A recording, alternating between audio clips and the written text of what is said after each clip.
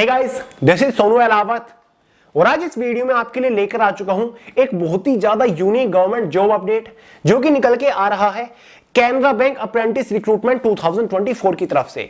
Canara bank के बारे में आपने सुना ही होगा, जिसका मर्जर सिंडिकेट बैंक के साथ हुआ था, जो कि एक पब्लिक सेक्टर बैंक है, मतलब गवर्नमेंट बैंक है, बहुत ही बड़ा, जिसके अंदर अप्रेंटिस की पोस्ट के ऊपर वैकेंसीज आ चुकी हैं और वैकेंसीज भी 500, 1000, 2000 नहीं, पूरी 3000 निकल के आई है।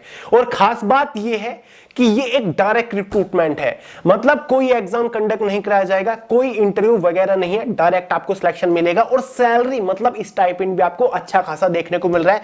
सिलेक्शन प्रोसीजर बहुत ही फास्ट चलेगा, बुलेट ट्रेन की तरह, मतलब फॉर्म अप्लाई करने के 15 से 20 दिन के अंदर ही आपको फाइनल ज्वाइनिंग भी मिल जाएगी। तो ऑल इंडिया के कैंडिडेट्स इसके लिए फॉर्म अप्लाई कर सकते हैं, मेल और फीमेल दोनों ही एलिजिबल है। तो आगे इस वीडियो में सारी जानकारी आपको दूंगा। एग्जाम नहीं कंडक्ट कराया जा रहा है तो भाई सिलेक्शन प्रोसीजर इसका है क्या, वो आपको बताऊंगा। डायरेक्ट रिक्रूटमेंट है ये एक। एलिजिबिलिटी क्राइटेरिया के बारे में बात करेंगे, एज लिमिट क्वालिफिकेशन के बारे में बात करेंगे, total number of vacancies state wise किस तरीके से डिस्ट्रीब्यूट करी गई है वो आपको बताने वाला हूं। साथ ही दोस्तों सैलरी स्टाइपेंड कितना मिलेगा सिलेक्शन होने के बाद, साथ ही जॉब लोकेशन, जॉब प्रोफाइल मतलब काम आपको क्या करना पड़ेगा, ये सारी चीजें इस वीडियो में डिस्कस करेंगे। फॉर्म अप्लाई करने का प्रोसीजर भी आपको समझाऊंगा। तो चलिए दोस्तों, बहुत ज्यादा टाइम वेस्ट नहीं करते, फटाफट वीडियो शुरू कर लेते हैं। तो जैसे कि मैंने आपको शुरुआत में बताया, कैनरा बैंक के अंदर अप्रेंटिस की अपॉर्चुनिटी निकल के आई है। टोटल नंबर ऑफ वैकेंसीज 3000 निकल के आई हैं और ये total number of vacancies state wise divide करी गई हैं, जैसे कि स्क्रीन के ऊपर आपको दिख रहा होगा किस स्टेट से कितनी वैकेंसी यहां पर निकली हुई है। और आपके पास फुल फ्रीडम है, जिस भी स्टेट से आप चाहो उसी स्टेट में आपकी जॉब लोकेशन रहने वाली है। क्लियर है? भले आप उत्तर प्रदेश से बिलोंग करते हो, लेकिन फॉर्म आप दिल्ली या फिर गुजरात से अप्लाई करना चाहते हो तो आप कर सकते हो। ठीक है। वहीं पर दोस्तों अगर हम बात करें इंपोर्टेंट डेट्स के बारे में, ऑनलाइन फॉर्म इसके कल से यानी कि 21 सितंबर से स्टार्ट हो रहे। फॉर्म की जो आखिरी तारीख है वो 4 अक्टूबर 2024 रखी गई है। फॉर्म फीस के बारे में बात कर लेते हैं। जनरल ओबीसी ईडब्ल्यूएस वालों के लिए 500 रुपए चार्ज किए गए हैं। एसटी एससी पीएच वालों के लिए कोई भी फॉर्म फीस चार्ज यहां पर नहीं करी गई है। एलिजिबिलिटी क्राइटेरिया में सबसे पहले एज लिमिट को ही डिस्कस करेंगे। 20 साल मिनिमम एज लिमिट है जनरल वालों के लिए, मैक्सिमम 28 साल यहां पर रखी गई है। जो आपकी एज कैलकुलेट होगी वो एज ऑन 1 सितंबर 2024 तक होने वाली है। सीधा सीधा समझ लीजिए, अगर आप जनरल कैटेगरी से बिलोंग करते हैं तो जरूरी है आपका जन्म 1 सितंबर 1996 से लेकर 1 सितंबर 2004 के बीच में होना चाहिए। ओबीसी एसटी एससी वालों को एज में रिलैक्सेशन यहां पर मिलेगा। ओबीसी वालों को 3 साल का, एसटी एससी वालों को 5 साल के एज में रिलैक्सेशन मिल जाता है। एजुकेशन क्वालिफिकेशन के बारे में अगर हम बात करें, अगर आपने कोई भी बैचलर डिग्री पास कर रखी है, मतलब आप एक ग्रेजुएट स्टूडेंट हो, तो भाई आप फॉर्म अप्लाई कर सकते हैं, आप एलिजिबल है। वहीं पर दोस्तों हम बात कर लेते हैं, जैसे कि ये एक अप्रेंटिस की अपॉर्चुनिटी है, तो यहां पर आपको पर मंथ स्टाइपेंड मतलब सैलरी कितना मिलेगा, जो कि काफी बढ़िया लगा मुझे in comparison of other bank apprentice opportunity. तो दोस्तों सिलेक्शन होने के बाद पर मंथ यहां पर आपको स्टाइपेंड के तौर पर, सैलरी के तौर पर 15000 रुपए दिए जाते हैं। क्लियर है? 15000 रुपए आपका स्टाइपेंड रहेगा। जो प्रोफाइल काम आपको क्या करना पड़ेगा सिलेक्शन होने के बाद, काम आपका इसमें मोस्टली क्लैरिकल ही रहेगा, कंप्यूटर बेस्ड, कंप्यूटर रिलेटेड आप काम कर रहे होंगे कैनरा बैंक की ब्रांच के अंदर, जहां से भी आपने फॉर्म अप्लाई किया होगा। जॉब लोकेशन बता चुका हूं, ऑल ओवर इंडिया के अंदर रहेगी। जिस भी स्टेट से आप फॉर्म डालोगे उसी स्टेट में आपकी जॉब लोकेशन रहने वाली है। एक चीज का ध्यान रखिएगा, जिस स्टेट से आप फॉर्म अप्लाई करने की सोच रहे हो उस स्टेट की लोकल लैंग्वेज आपको आनी चाहिए। क्लियर है? उसकी समझ होनी चाहिए। मान के चलिए उत्तर प्रदेश से बिलोंग करते हैं, उत्तर प्रदेश की तो लोकल लैंग्वेज हिंदी है, लेकिन फॉर्म आप अप्लाई करने जा रहे हो गुजरात से, जिसकी लोकल लैंग्वेज गुजराती है, तो आपको गुजराती की समझ होनी चाहिए। ठीक है? या फिर 10th-12th में आपने वो पर्टिकुलर सब्जेक्ट पढ़ा हो, ठीक है, जिसमें एक लोकल लैंग्वेज सब्जेक्ट होना चाहिए। क्लियर है?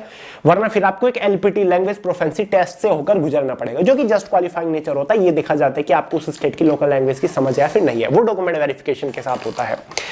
अब देखिए दोस्तों, अप्रेंटिस की अपॉर्चुनिटी है तो जाहिर सी बात है कि एक प्रॉपर टाइम ड्यूरेशन पीरियड भी होगा। ठीक है? कॉन्ट्रैक्ट बेस भी होगा। जी हाँ दोस्तों, 1 साल की अप्रेंटिसशिप पीरियड है इसका, 1 साल का ये रहेगा। जैसे आपका अप्रेंटिसशिप पीरियड खत्म होता है उसके बाद आपको एक अप्रेंटिसशिप का कंप्लीटेशन का एक सर्टिफिकेट मिलता है, जिसकी बहुत ज्यादा वैल्यू होती है। जब भी कभी किसी भी पब्लिक सेक्टर बैंक के अंदर वैकेंसीज आएंगी तो आपको प्रायोरिटी दी जाएगी, सबसे पहले आपका ही सिलेक्शन होगा।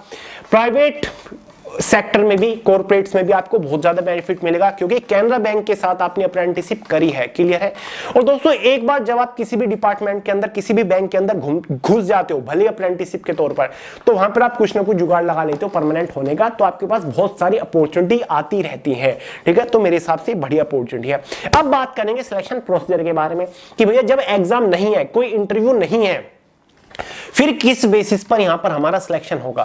देखिए दोस्तों, यहां पर आपका जो सिलेक्शन होगा ना, वो आपके मार्क्स के बेसिस पर होगा, और वो भी ग्रेजुएशन के मार्क्स के बेसिस पर नहीं, 12th के मार्क्स के बेसिस पर होगा। आपके 12वीं के नंबर, अगर कुछ लोगों ने 12वीं की जगह कोई डिप्लोमा कर रखा है, तो उसके नंबर के बेसिस पर आपका होगा। अगर 12वीं में सीजीपीए मेथड था, फिर किसी डिप्लोमा में सीजीपीए मेथड था, उसको मार्क्स में, परसेंटेज में कन्वर्ट करके एक मेरिट बनाई जाएगी, जिसके बेसिस पर आपका फाइनली सिलेक्शन हो जाएगा। ठीक है, तो सिलेक्शन के चांसेस यहां पर मुझे ज्यादा लग रहे हैं, क्योंकि बहुत सारे लोगों को इस अपॉर्चुनिटी के बारे में पता ही नहीं है।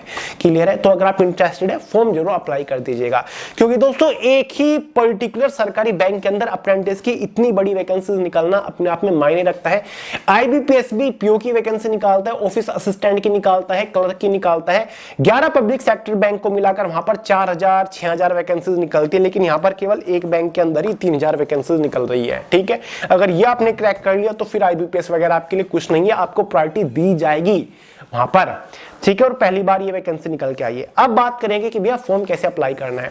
इसका जो डिटेल ऑफिशियल नोटिफिकेशन है, फॉर्म भरने से पहले वो पढ़ लीजिएगा, क्योंकि फॉर्म अप्लाई करने का पूरा प्रोसीजर वहां पर समझा रखा है। मैंने way to success Telegram channel के अंदर इसका नोटिफिकेशन प्रोवाइड करा दिया है।